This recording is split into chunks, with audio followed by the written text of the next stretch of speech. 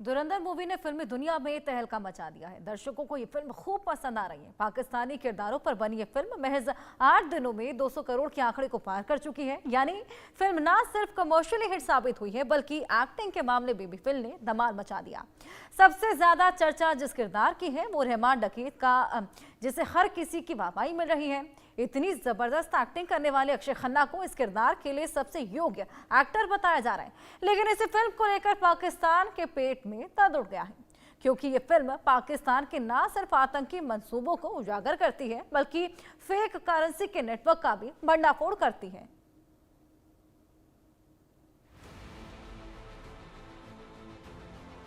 Match 8 और 200 करोड़ की कमाई, नाम धुरंधर।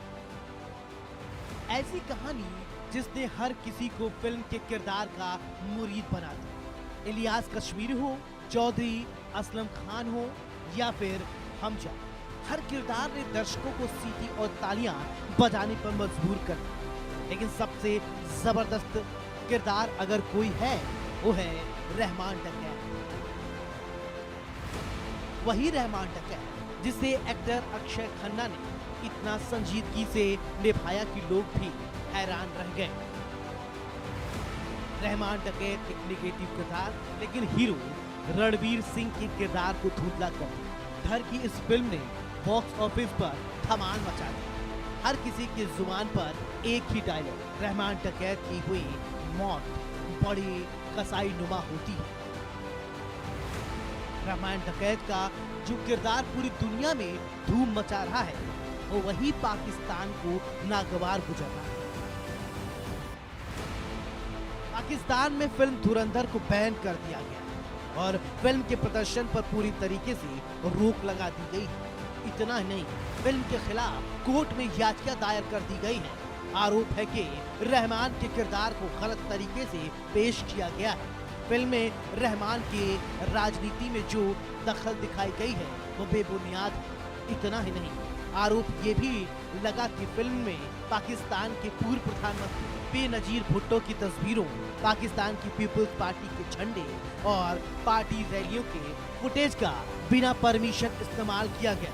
अब सवाल ये उठता है, आखिर ये रहमान डकैत था कौन और क्यों उसके किरदार को लेकर लगातार सवाल किए जा रहे हैं। तो आपको बता दें, रहमान डकैत पाकिस्तान के कराची के लियारी का रहने वाला था। वही लियारी जो कराची पोर्टल के पास एक ऐसा शहर है लेकिन जहां न तो विकास हुआ न ही कभी विकास के बाद उपेक्षा की वजह से वहां गैंगस्टर की खेप पैदा होती है। और रहमान भी उसी इलाके में 1980 को जन्मा। माँ खजीदा बीबी और पिता मोहम्मद जो एक ड्रग स्मगलर था। रहमान ने अपने आप को सरदार रहमान बलोच कहलवाया था। उसने बचपन से ही अपराध को अपने घर और आसपास में पलते बढ़ते देखा, लिहाजा वो बचपन से ही अपराध की दुनिया में कदम रख चुका था। उसने छोटी उम्र में ही ड्रग बेचना शुरू कर दिया था और महज 13 साल की उम्र में एक शख्स को चाकू मारकर मौत को घाट उतार दिया था। इतना ही नहीं, रहमान डकैत पर आरोप ये भी है कि 15 साल की उम्र में उसने अपनी मां खजीदा बीबी को भी गोली मारकर हत्या कर दी थी। रहमान ने अपनी मां को 3 गोलियां मारी, उसका गला रेता, फिर चुपचाप शव को दफन कर दिया। रहमान को शक था कि उसकी मां का दुश्मन गैंग के गैंगस्टर इकबाल से अवैध संबंध है और इकबाल वही शख्स था जिसने रहमान के पिता की हत्या की।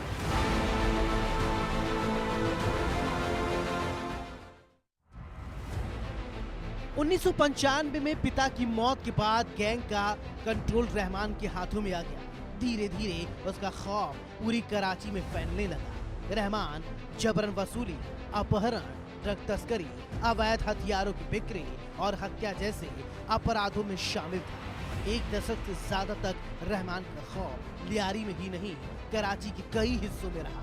रहमान अपने दुश्मनों को ऐसी मौत देता कि कोई उसके खिलाफ आवाज उठाने के बारे में सोच नहीं सकता था। हालांकि उसके बढ़ते क्राइम ग्राफ के पीछे पाकिस्तान पीपल्स पार्टी का हाथ बताया जा रहा है। पाकिस्तानी अखबार एक्सप्रेस ट्रिब्यूनल की रिपोर्ट के मुताबिक पीपीपी के एक अंदरूनी सूत्र ने बताया है कि रहमान डकैत के परिवार को 1960 के दशक से ही राजनीतिक संरक्षण मिलता रहा। खास तौर पर 1967 में जुल्फिकार अली भुट्टो ने जब पीपीपी की स्थापना की तो लियारी पर उसका जादू खूब चला। लियारी 1967 के बाद से ही पीपीपी का गढ़ बन गया था। 4 जुलाई 2003 को रहमान ने राइवल गैंग के लीडर हाजी लाला को एक स्कूल के पास घेर लिया।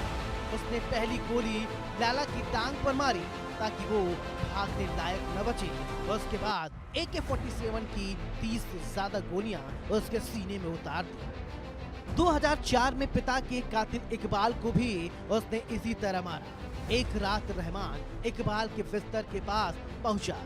रहमान ने उसके सिर और सीने में पूरी राइफल खाली कर दी। वो दुश्मनों को ऐसे मारता था कि उनकी लाशें तक पहचान में नहीं आती थी। इसी बीच रहमान पाकिस्तानी नेताओं के नजदीक आने लगा। वो कई नेताओं के लिए शूटर की तरह काम करने लगा। बताया जाता है कि पाकिस्तान के प्रधानमंत्री रहे बेनजीर भुट्टो को भी जान बचाने वाला कोई और नहीं बल्कि रहमान डकैत ही था। 18 अक्टूबर 2007 को जब बेनजीर भुट्टो देश निकाला काट कर पाकिस्तान वापस आए तो उनके समर्थकों ने उनके स्वागत के लिए एयरपोर्ट से बिलावल हाउस तक रैली निकाली जिसमें हजारों लोग शामिल हुए। तब रहमान को बेनजीर का सिक्योरिटी ऑफिसर बनाया गया। रैली के दौरान एक बड़ा हादसा हुआ। 160 बम्बर ने भुट्टो के बुलेट प्रूफ ट्रक के बाद ब्लास्ट किया